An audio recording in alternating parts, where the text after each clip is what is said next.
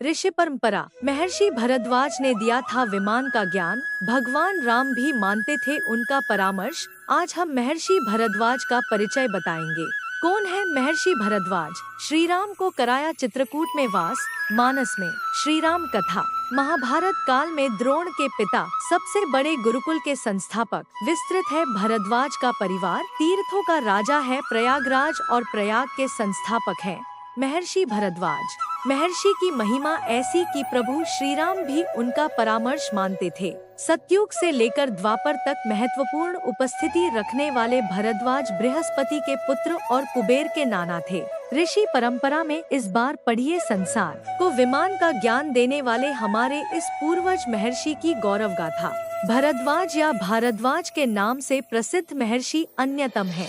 ऋग्वेदीय मंत्रों की शाब्दिक रचना करने वाले 7 ऋषि परिवारों में भरद्वाज का नाम सर्वाधिक आदर से लिया जाता है। भरद्वाज ऋग्वेद के 6ठे मंडल के ऋषि रूप में विख्यात हैं। चरक संहिता के अनुसार भरद्वाज ने इंद्र से आयुर्वेद और व्याकरण का ज्ञान पाया था। उन्हें ब्रह्मा, बृहस्पति एवं इंद्र के बाद व्याकरण का सर्वोच्च चौथा प्रवक्ता माना गया है। महर्षि भृगु से उन्हें धर्मशास्त्र का उपदेश मिला था।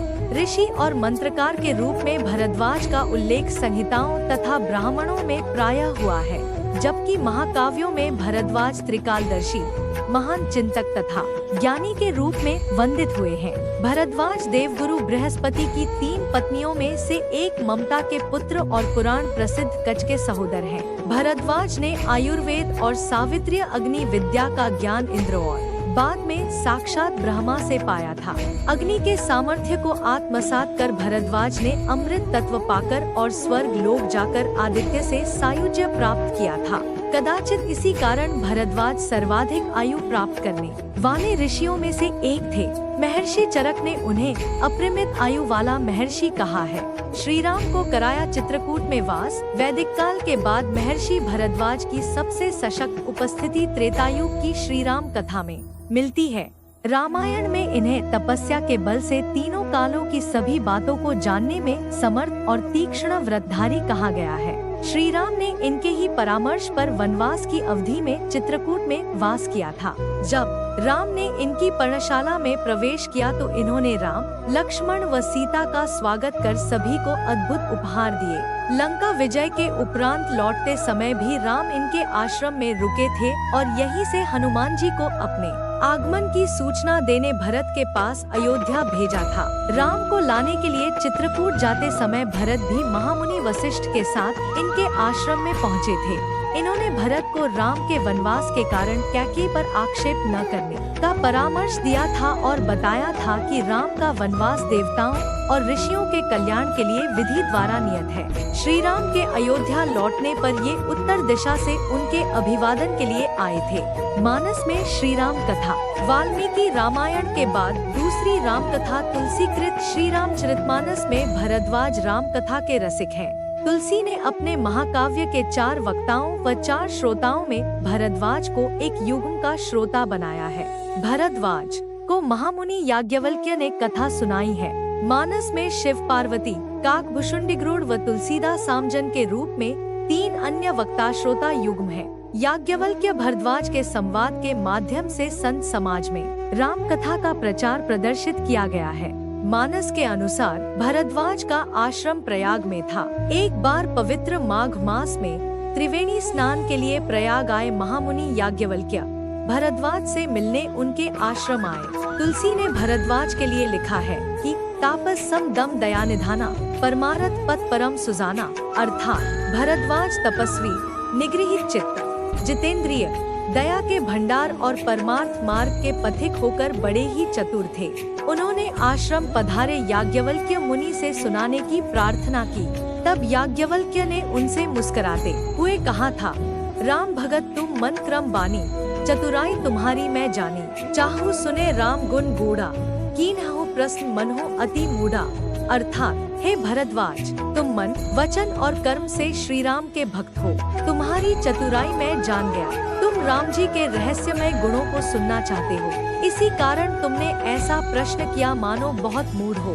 ध्यान रहे भरद्वाज इतने महान हैं कि स्वयं श्री राम उन्हें शीश नमाते हैं। किंतु मानस में राम परमेश्वर रूप हैं। अतः परमात्मा के उपासक भरद्वाज उनके रहस्य को जानने के लिए भोले बनकर याज्ञवल्क्य से प्रश्न करते और परमेश्वर रूप राम का गुणानुवाद सुन सुख पाते चित्रित हुए हैं। महाभारत काल में द्रोण के पिता, रामायण काल की भांति महाभारत काल में भी भरद्वाज पूरे प्रभाव के साथ उपस्थित है। महाभारत में इन्हें सप्तर्षियों में एक बताया है। सभा पर्व में भरद्वाज को ब्रह्मा की सभा में बैठने वाले ऋषियों में एक वर्णित किया है। महाभारत के प्रमुख पात्र द्रोण इन्हीं के अयोनिज पुत्र थे। इनके पिता बृहस्पति ने इन्हें आग्नेयास्त्र दिया था। भरद्वाज ने अग्निवेश को आग्नेयास्त्र की शिक्षा दी। द्रौपदी के पिता द्रुपद ने इन्हीं से अस्त्रों की शिक्षा ली थी। ये उत्तर दिशा के प्रमुख ऋषि और अस्त्र विज्ञानवेत्ता थे। भरद्वाज उन ऋषियों में एक थे जो तीर्थों में युधिष्ठिर के आने की प्रतीक्षा कर रहे थे। सबसे बड़े गुरुकुल के संस्थापक भरद्वाज को प्रयाग का प्रथम वासी माना जाता है, अर्थात उन्होंने ही प्रयाग को बसाया था। प्रयाग में उन्होंने धरती के सबसे बड़े गुरुकुल की स्थापना की और हजारों वर्षों तक विद्यादान करते रहे। भरद्वाज ने भगवान शिव के आशीर्वाद से प्रयाग के अधिष्ठाता भगवान माधव की परिक्रमा भी स्थापित की, जो संसार की पहली परिक्रमा मानी जाती है। भरद्वाज ने विधान किया कि जो इस परिक्रमा को करेगा उसके पापों का क्षय व पुण्य का उदय होगा। आज भी प्रयाग में इस परिक्रमा के बगैर अनुष्ठान व श्राद्ध आदि फलित नहीं माने जाते हैं। उनके लिखे अनेक ग्रंथों में आयुर्वेद संहिता, भरद्वाज स्मृति, भरद्वाज संहिता, राजशास्त्र, यंत्र सर्वस्व प्रमुख रूप से प्रतिष्ठित है। विस्तृत है भरद्वाज का परिवार। भरद्वाज की पत्नी का नाम ध्वनि बताया जाता है। इनकी कुल 12 संतानें थी, जिनमें ऋजिश्वा, गर्ग, नर, पायु, वसु, शास, शिराम्बिट, शुनिहोत्र, सप्रत और सुहोत्र कुल 10 पुत्र और 2 पुत्रियां रात्रि और कशिपा थी।